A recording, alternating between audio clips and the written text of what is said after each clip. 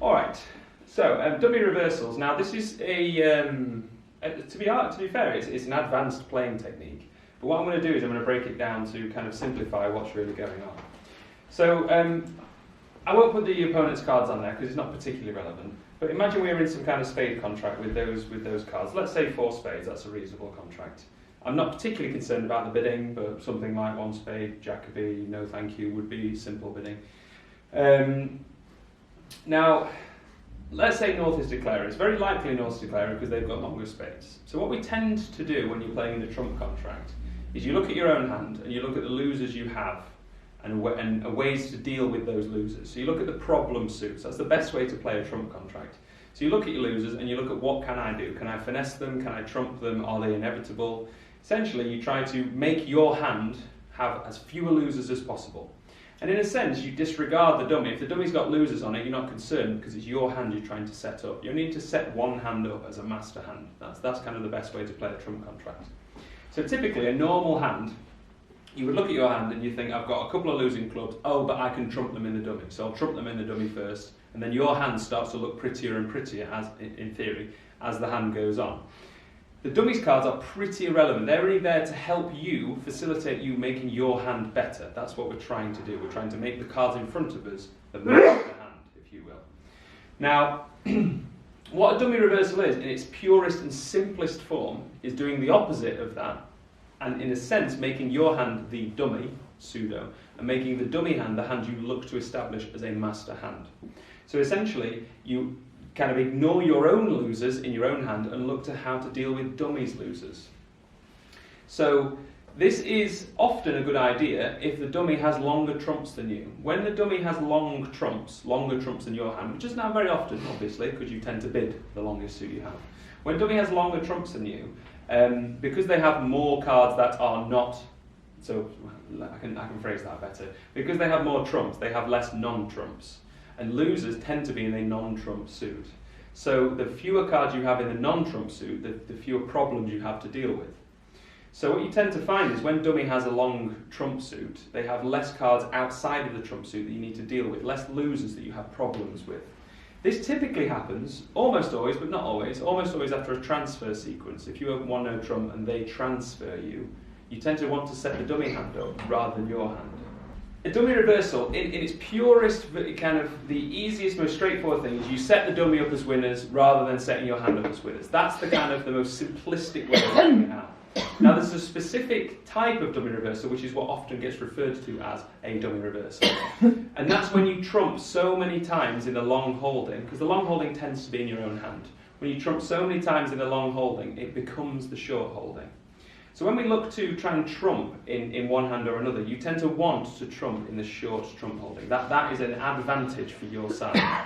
The reason that's an advantage is because you're removing the losers in the long trump holding. And the long trump holding is the hand you tend to set up. So if we were the north hand, we were trying to set our own hand up, we would look to trump our 3rd round of diamonds in the short trump holding, the short trump holding being south. Okay? That would be a way of playing it straightforward, vanilla, if you will, setting up this hand. Now the club losers are a problem, aren't they? We've got problems in clubs. But just looking at the diamond suit, trumping a diamond over here is trumping in the short holding. That gives you an extra trick in the shape of trumping a diamond. Trumping in the long holding is not something you want to do often. And the reason you don't want to do that is because it's not removing your losers, it's removing dummy's losers. So it's like, it's sort of setting, you're trying to do both at the same time. If you trumped hearts here, thinking, oh, well, I've got rid of dummy's hearts, and then you trump diamonds there, thinking, oh, I've got rid of my hands. You're not setting up either hand. You're kind of doing a bit of both. So a dummy reversal operates on trumping so many times in the long holding, it becomes the short holding. And that's, in a way, establishing the dummy. So there are really 2 different ways to play trump contracts, 2 different hands you can establish. You can set your own hand up, reducing the number of losers in your own hand, i.e. the normal way to play, or you can reverse the hand and play it on a dummy reversal, which sounds very posh, but really all you're doing is inverting which hand you're setting up. Instead of worrying about your own losers, you worry about the dummy's losers. So if you just look at this hand, if we were the declarer with this as our closed hand and this as our dummy, which is the most likely outcome from the bidding, you can think of it one of 2 ways. My hand, our hand, we have no heart losers, no spade losers, so they're not a problem. We have question marks in diamonds, 1 or 2 losers there, the king and a little one or not, depending on what we do. And we have a couple of losers in clubs, because the ace-king will deal with a couple, the other 2 we've got to do something with. Okay? So the minor suits are our problems. If you then look down here, and instead pretend this was our hand, so try and set this hand up as losers, we've got no spade losers, 3 heart losers. We've got to do something with those hearts. We've got 1 diamond loser or no diamond losers, depending on if the finesse works, and we've got 1 club loser. Okay, so the 2 different ways of playing this hand would be deal with the minor losers by trumping them in south and taking a diamond finesse along the way, or setting this hand up, trumping the 3 heart losers up here and treating this as the master hand. So all a dummy reversal looks to do is essentially you analyse dummies losers, not your own losers, and you try to set that hand up. And what we would be doing by trumping a heart is trumping in the long holding, which is a bad idea typically. However, when we trump 1 heart in our hand, we would then go back here, let's say, trump another heart. We've then created a short trump holding. We've trumped so many times in this long trump holding. It's diminished and diminished again. And then you're in a position where you're actually creating this hand as the master hand. Now that's all there is to a dummy reversal, is just treating that hand on the table as if it were your hand and treating your hand as if it were the dummy. It's just literally flipping it on its head. So by trumping this heart suit in the north cards, that would instinctively feel like the wrong thing to do because you're trumping in the long hand. But actually, if you were able to trump these 3 hearts with, let's say, these 3 trumps, you have removed a lot of south's losers, and suddenly dummy is starting to look like a master hand, and these clubs and diamond loser aren't really a concern because your dummy is short in those suits. Do you see? So it's essentially making this hand the hand that everyone can see as the boss hand. So the way a dummy reversal operates is trump so many times the long trump holding, you actually end up with a short trump holding there, and then you're starting to play it like normal again. This happens, as I say, often when you have a transfer sequence, because the long trump holding is on the dummy, so you want to set the dummy up because it's easier to do so. Also, when you have really good trumps with the short trump holding, so with the king, jack, 10, we don't mind trumping hearts over here loads because we can still draw the trumps with our really big trumps over here. So when to spot a dummy reversal is when you have really good trumps in your short trump holding, so you can trump again, and it doesn't matter that you're diminishing your long trump holding. So looking how to play this hand, if we were to just play this through, it would play on a dummy reversal something like, I'm going to say they lead a heart to make it easy, but they could lead a club or a diamond. But I'm going to say they lead a heart. Now they're leading from here because this is the dummy. So we would take the ace of hearts, trump a heart, take the ace of hearts, trump a heart, cross to a club, trump another heart, cross to a club, trump another heart. Now we're continually trumping in the long trump holding, which is, as I've said, right from when we learned to trump with the short trump holding, I've said trumping in the long holding is bad. But notice, after we've trumped once, we then have 4 trumps in each hand, so either hand is the short trump holding. Then we trump again, now we have 3 trumps over here, so this is the short trump holding. The more we trump over here, eventually it starts becoming good, but you just have to turn it round into becoming good. There are some risks I'm taking. I'm taking a risk that no one can over-trump me in hearts. I suppose you could trump the last one high if you wanted to be safe, given that we've got such good quality trumps. And I'm taking a risk that the ace-king of clubs is standing up. Clubs could be 5-1 or 6-0, so the entries might not really be entries. But that's fairly safe. But what you're doing is removing the dummies losers. So I'm not dealing with these losers in the minors, I'm dealing with these losers in hearts. And by doing that, I'm then in a position where I'm going to eventually claim at the end by saying the dummy is good. Rather than saying my hand is good, look at all my winners, I say there's all the winners, you can see them in front of them. And you'll often find actually a good defender will concede because they can see the winners in the dummy. Okay? It sometimes happens as well in no trumps when no trumps has got a long suit, when dummy has got a long running suit and they're just looking at all of your winners. Right? It's the same kind of thing. You're setting the dummy up as the master hand. It's unusual to do so in trumps, or more unusual to do so in trumps, because you tend to have longer trumps in your hand, which means it lends itself to play it the vanilla way, the straightforward way. But there is always the option, remove dummies losers and a dummy reversal, or remove your own hand losers as a normal way of playing it. Okay? You can do either one in either hand. This way, the reason this lends itself to a dummy reversal is 2 reasons. Firstly, there's not many losers outside of the problem suit in dummy. The hearts is the problem suit.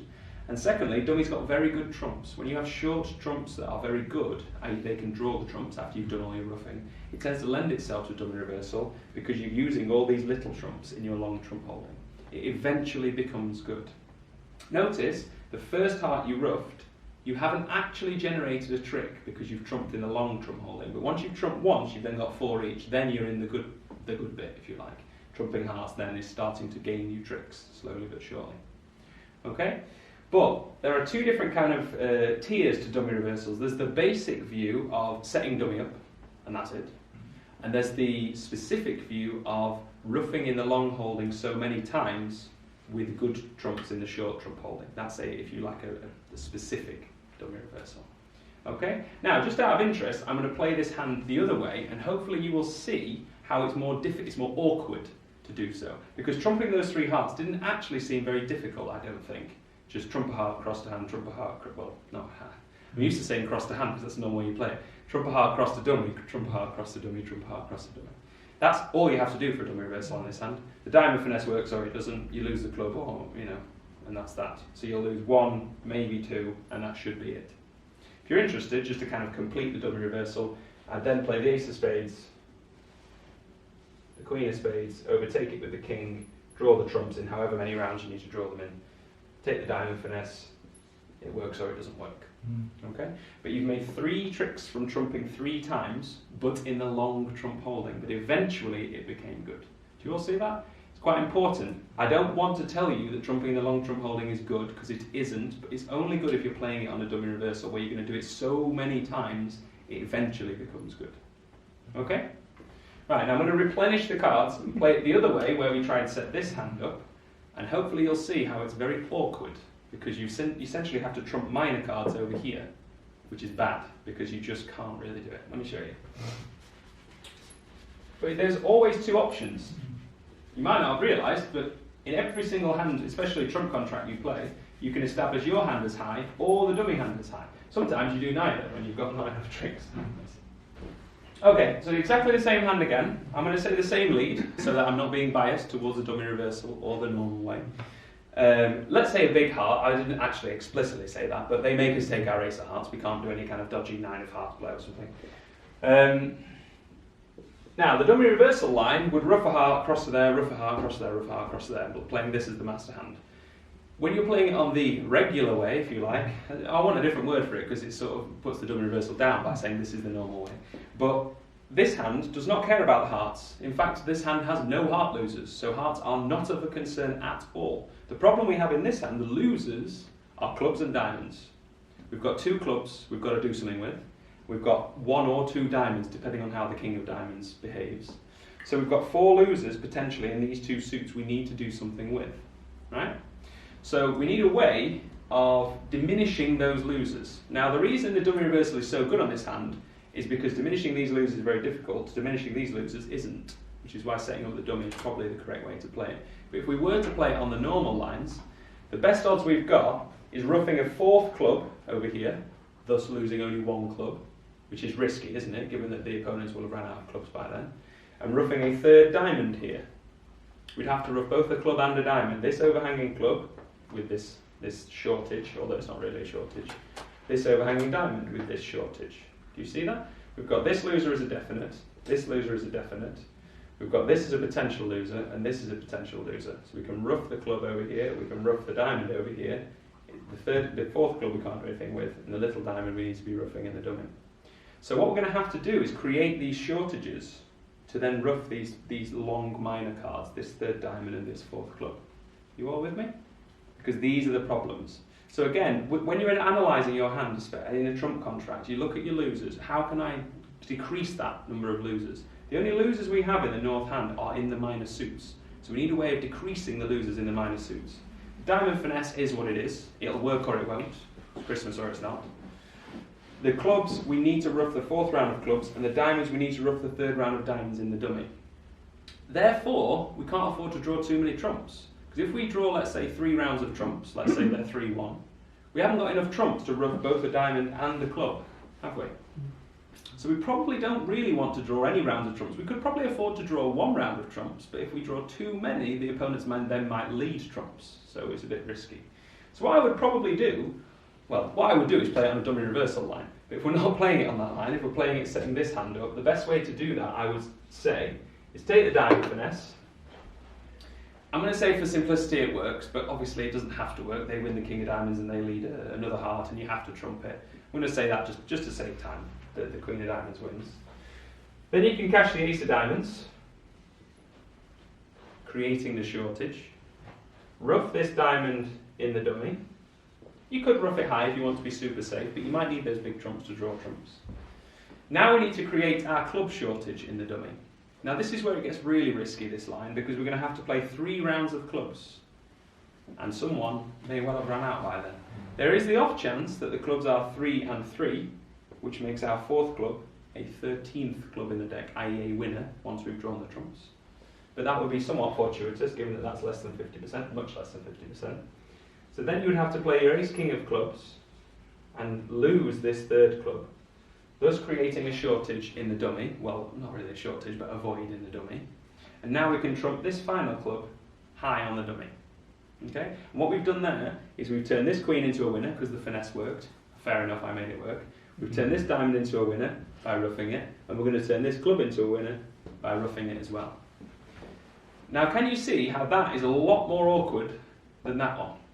Now, I appreciate I've dragged that out. The reason I've dragged this out is because it's much harder to do. There's a lot more things that need to go your way for this hand to set up as a master hand. Whereas this hand, it's simply deal with those hearts. That's it, isn't it? The hearts are the problem. So roughing these hearts over here 3 times isn't actually too tricky. Okay? So when you're actually analysing a contract in a, let's say 2 spades, 6 hearts, whatever, you should look at your hand's losers and think, how am I going to decrease these losers? But you should also consider the possibility of setting the dummy up as the master hand as well. And often a dummy reversal lends itself when you've got good trumps in the short trump holding and there's not that many losers on the dummy. In this instance, there was potentially one here and 3 in the hearts, whereas we've got problems in the clubs and diamonds in this hand. Yes?